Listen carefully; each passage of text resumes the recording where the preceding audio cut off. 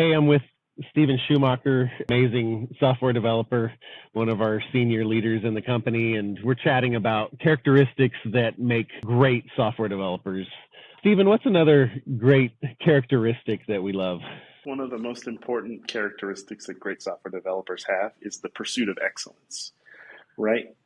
Just Oh the man, the yeah, tenacity or the want to not only just solve a problem, but to understand why it was solved that way, why it worked that way, and then to maybe even have that crazy tinge where they're like, "How yeah, could I have done it better?"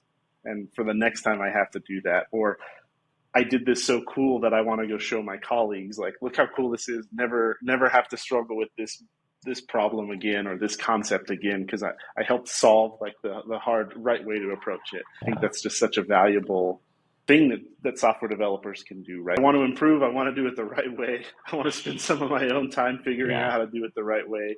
I want to stay up late maybe to solve some kind of problem or make sure that before I deliver this to the customer that every single piece of it just works pristinely, testing even weird edge yeah, cases or trying to put yeah, yourself yeah, in the mindset of how would somebody that yeah, maybe wasn't as good familiar with computers would use this, yeah, and then yeah. delivering a product that way I think is just so valuable.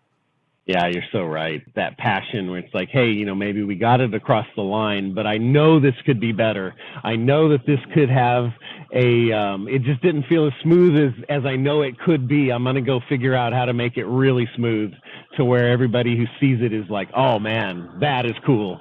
And that level of pursuit of excellence is, you're right. Every software developer that's great that I've met has that passion. They never just let it sit as mediocre. A B minus isn't good enough. Um, you're so right.